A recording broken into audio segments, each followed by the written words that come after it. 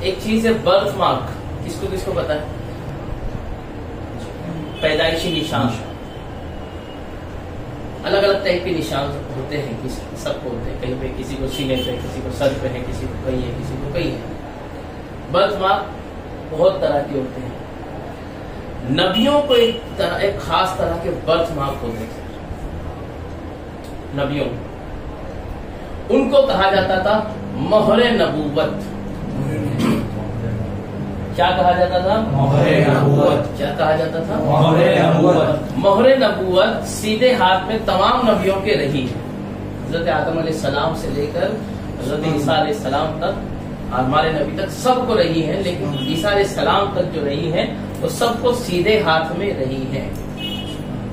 Especially ایمان والے اور خاص طور سے نبی حضرات ایک دوسرے کو اس سے پہچانتے تھے, مہر نبوت سے پہچانتے تھے کہ ہاں یہ نبی ہے. ٹھیک ہے نا؟ ٹھیک ہے, مہر نبوت حدیث میں ہے اس کے بارے میں. لیکن نا ہمارے نبی صلی اللہ علیہ وسلم کو جو مہر نبوت اللہ تعالی نے دی, وہ اللہ نے ان کو ہاتھ پر نہیں دی. اس کی 17-18 اس کی وجوہات گنائی گئی ہیں کہ اللہ نے ہاتھ پہ کیوں دی. ٹھیک ہے, اس لیے خاص طور سے کہ اللہ نے اپنے حبیب صلی اللہ علیہ وسلم کو دنیا میں سب سے حسین و جمیل بنایا اور ان کے چہرے میں اللہ نے صداقت رکھی. تو اللہ تعالیٰ نے 17-18 وجوہات میں سے یہ بھی ایک وجہ ہے. اللہ تعالیٰ نے ان کے چہرے میں ہی نبوت کا جلال رکھ دیا تھا, تو پھر اس کے بعد اس کی ضرورت نہیں پڑتی. ٹھیک ہے. اچھا, پھر ہمارے نبی کی وہ مہر نبوت کہاں تھی؟ ٹھیک ہے, تو یہ جہاں میرا ہاتھ جائے, یہ ہاتھ جہاں کر رہا ہے, آپ سب کر کے دیکھو ایسے. یہ یہاں پر رسول اللہ صلی اللہ علیہ وسلم کی مہر نبوت تھی. ٹھیک ہے. مہر نبوت 2 مہر کو بولا جاتا. ایک جو بائی برتھ اللہ کے نبی صلی اللہ علیہ وسلم کی یہاں تھی, ٹھیک ہے نا, اور ایک مہر نبوت جو حضور صلی اللہ علیہ وسلم نے چیزوں پہ, یعنی کیا کہتے ہیں, پیپرز وغیرہ جب کسی کے پاس بھیجتے تھے تو ڈاکومنٹیشن پہ ہم اسٹیمپ مارتے, سکہ. ہاں, تو یہ جو مہر نبوت حضور صلی اللہ علیہ وسلم نے خاص بنوائی تھی.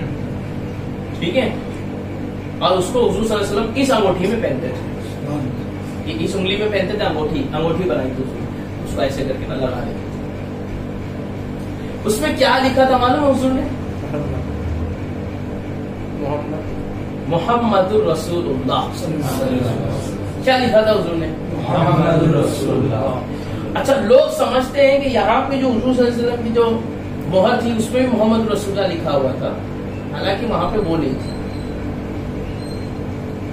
ٹھیک ہے, وہاں پہ اللہ تعالیٰ نے جو لکھا تھا اس کے ایگزیکٹ عربی الفاظ مجھے ذہن نشین نہیں, پر اس کا موٹا موٹا جو بولیں گے نا مفہوم, مطلب کیا نکلتا تھا اس میں, تو وہ نبوت کی دلیل والے ہی الفاظ تھے اللہ تعالیٰ نے کہ اب تک جو تم نے حق کی راہ نہیں دیکھی ہے.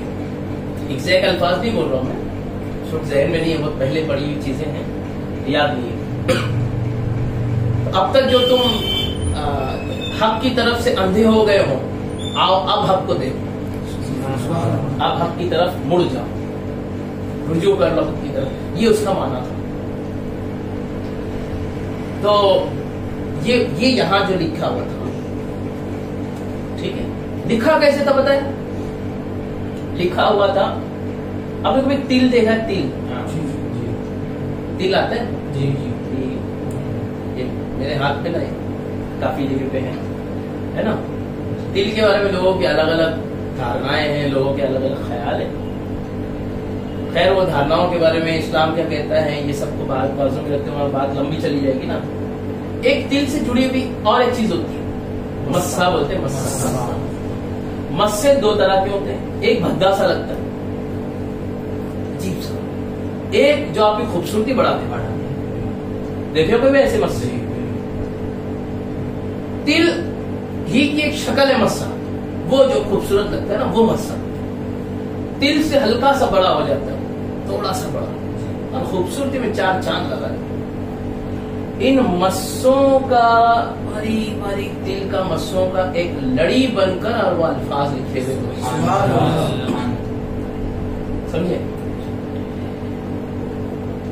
ایک صحابی کی مطلب جو حدیث سے ثابت ہوتا ہے، ایک صحابی کہتے ہیں کہ جیسے کبوتر کا انڈا جتنی سائز کا نا، ایسی ابھار کے ساتھ اتنی سائز کا، یعنی آدھا انڈا نا جی، اتنی ابھار کے سائز کا میں نے رسول اللہ صلی اللہ علیہ وسلم کے پیٹھ پر وہ دیکھا۔ ایک صحابی کہتے ہیں کہ میں نے مصری سمجھتا ہے، مصری نہیں دیکھے ہوں گے، کھڑی شکر دیکھے، کھڑی شکر کون سی دیکھے؟ ابھی وہ بند ہو گئے نا، اس لیے میں پوچھ رہا ہوں، میں ابھی نہیں دکھتی وہ جلدی سے،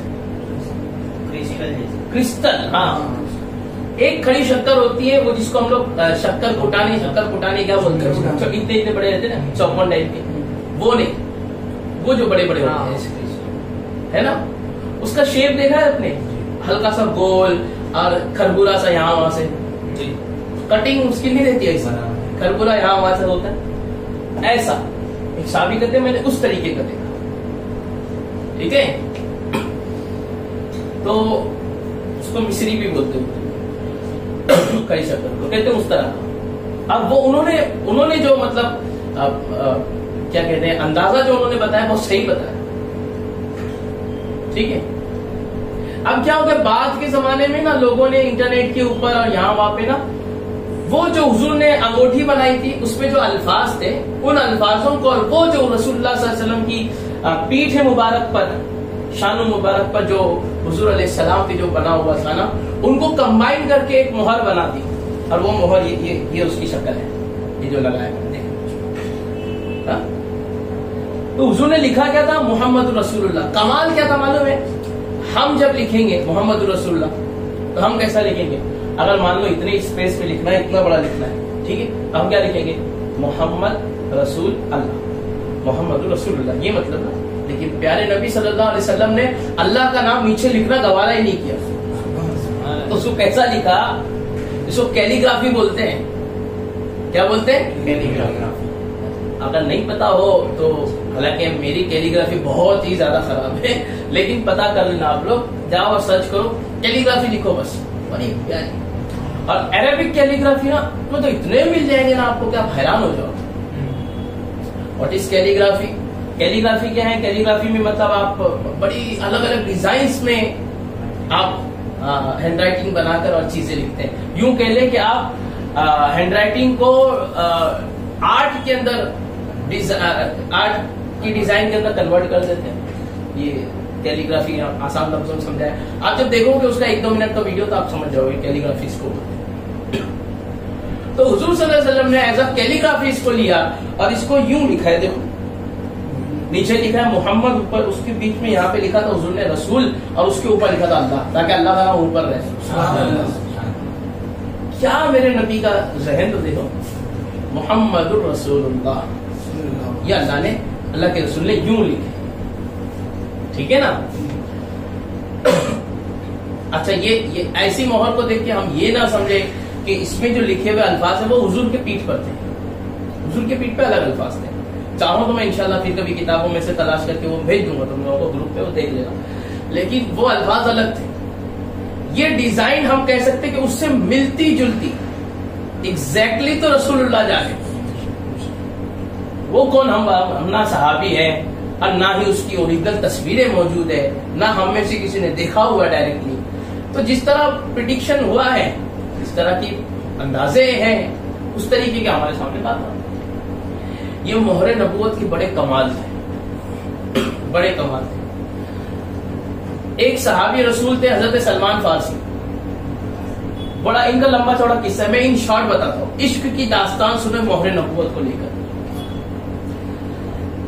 وہ نا تمام صحابہ میں سب سے لمبی عمر پانے والے حضرت سلمان فارسی، 300 یا اس سے کچھ اوپر کی سال انہوں نے زندگی جی.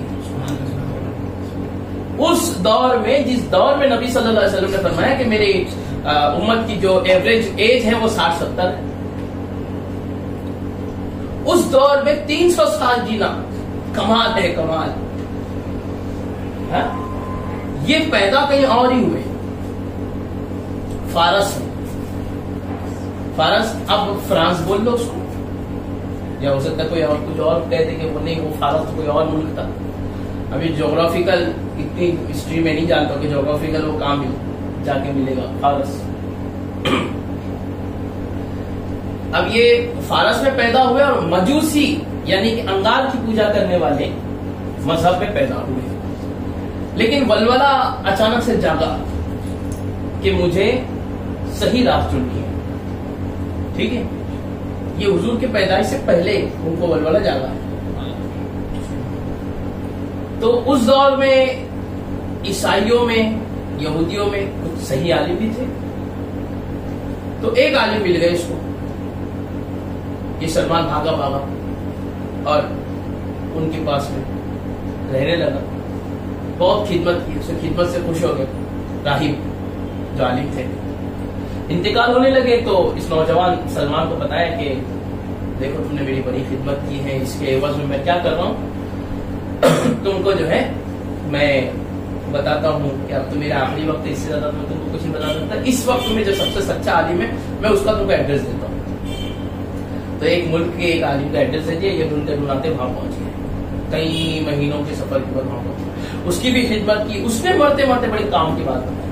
اس نے کہا کہ دیکھو میں تم کو ایک آخری بات, جو تمہاری تلاش ہے نا وہ ہے آخری نبی محمد صلی اللہ علیہ وسلم. وہ نبی آخر الزمان جو ہے نا, ان کی 3 نشانیاں سن لو. میرا آخری وقت ہے, 3 نشانیاں وہ سن لو. 3 نشانیوں سے پہلی نشانی یہ ہے کہ وہ کبھی بھی صدقہ نہیں لیں گے اور وہ کبھی بھی تحفے کو انکار نہیں کریں گے. کیا نہیں ہوگا؟ پہلا صدقہ نہیں لیں گے, تحفے کو انکار نہیں کریں گے. اب تیسرا ان کے یہاں پر مہر نبوت, ان کے پیٹھ پر مہر نبوت ہوگی, پیٹھ پر. وہ آخری نبی, تم کو ان کی تلاش ہے. کہا ایک آخری بات یہ بھی بتا دو کہ وہ ملیں گے نا. کہا میں پرفیکٹ تو نہیں جانتا, ہاں مجھے لگتا ہے کہ وہ عرب کے ریگزار میں کہیں ملیں گے, کیونکہ یہاں پہ کھجوروں کا جو نشان ملتا ہے کہ کھجور کے درخت وہ زیادہ ادھر, اور جو ریتیلی اور زمین کے بارے میں تو وہ ادھر ہی, تم ادھر جاؤ. وہ سلمان فارسی نکل گئے, اور وہ زمانے میں لوٹ مار, تو کڈنیپنگ اور غلام بنا کے بیچ دینا یہ سب بہت کامن تھا.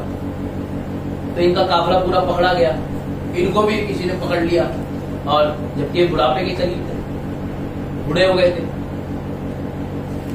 ان کو, لیکن ہٹے کٹے اتنے کہ ماشاءاللہ 2-3 جوانوں کو پچھاڑ گئے. تو یہ اتفاق ایسا کہ وہ کہتے ہیں کہ پہلے تو میں بڑا افسوس کرتا تھا کہ میں پکڑا گیا اور مجھے غلام بنایا گیا, لیکن جب چیزیں بدلی تب مجھے اتنی خوشی ہونے لگی کہ بے شک یہ میرے رب کی حکمت ہے کہ اللہ تعالیٰ نے مجھے غلام بنایا, کیونکہ میں رسول اللہ صلی اللہ علیہ وسلم کا غلام, اس غلامی سے اس کی شروعات ہونی تھی. کہتے ہیں کہ میں نے وہ مجھے پکڑا ان لوگوں نے, ڈاکوؤں نے, اور لے جا کے جو بیچا ہے نا وہ مدینے کے مارکیٹ میں بیچا, مدینے کے مارکیٹ میں بیچ دیا. تو مدینے میں میرا جو مالک تھا تو مالک نے مجھے مالی بنا دیا, باپ کی دیکھ ریکھ والا, باپ کی دیکھ ریکھ کرتا تھا. کہتے ہیں کہ ایک روز میں نا اس کے اوپر درخت کے اوپر چڑھا اور کھجوروں کے مطلب دیکھ بھال اور توڑنا کر رہا تھا کہ اچانک سے دور سے کئی لوگوں کے اور بچیوں کے نظم پڑھنے کی آواز آنے لگی, نعت پڑھنے کی آواز. وہ نعت آج تک ہم لوگ پڑھتے ہیں. طلع البدر علينا من ثنيات الوداع وجب. یہ جو کلام کہتے جیسے میں نے یہ سنا ٹیچر چیوی گوشیاں ہو رہی تھی کہ کوئی ایسا شخص آیا جو اپنے آپ کو آخری نبی کہتا ہے. کوئی ایسا شخص مطلب میں تو اسی کے انتظار میں رہا. میں چھلانگ مار کے نیچے آیا, کچھ کھجوریں اٹھائی پہ گیا. سب لوگ مل رہے تھے. میں نے جب ملاقات کی تو میں نے کھجور پیش کی اور میں نے کہا کہ لیجیے. انہوں نے کہا کیا ہے؟ کہا یہ کھجوریں ہیں صدقے کی. ٹیسٹ ہو رہا ہے. میں جو سنا تھا وہ یہی ہے کہ نہیں؟ ٹھیک ہے, ٹیسٹ ہو رہا ہے کہ یہ کھجوریں ہیں صدقے کی ہیں آپ کے اور آپ کے ساتھیوں کی. حضور نے فرمایا ہم نبی ہیں اور نبی صدقہ نہیں لیا کرتے, لے جاؤ غریبوں میں بانٹ. بولے کہ میں دل اور خوش ہو گیا میرا, گلاب تھوڑا سا اور میرا دل کا کھل گیا کہ پہلی نشانی تو ہو گئی. کچھ دن بعد میں نے پھر مال کمایا تھوڑا سا, پھر اس کی کھجوریں لی, پھر جا کے میں نے پیش کی اور کہا یہ میری طرف سے تحفہ ہے کھجور. کہتے ہیں اس وقت حضور کو حاجت نہیں کی لیکن پھر بھی لے لی. ثابت ہو گیا کہ تحفے کو حضور انکار نہیں کرتے. تحفے کو حضور انکار نہیں کرتے. لے لیا. دو اور میرا گلاب اور کھل گیا دل کا. میں پھر گیا. اب میں ایک دن جو ہے حضور صلی اللہ علیہ وسلم میرے باغ میں کسی وجہ سے آئے اور حضور صلی اللہ علیہ وسلم نے وضو کیا اور وضو کے بعد میں جب وہ وضو کر رہے تھے تو میں اوپر سے جھانک رہا تھا پیٹ کی طرف. وضو کرتے کرتے آدمی جھکتا ہے نا, تو ایسے میں جھانک رہا تھا اوپر سے. دکھ گیا مہر نبوت مجھے دکھی نہیں. میں پیچھے تھا حضور کے.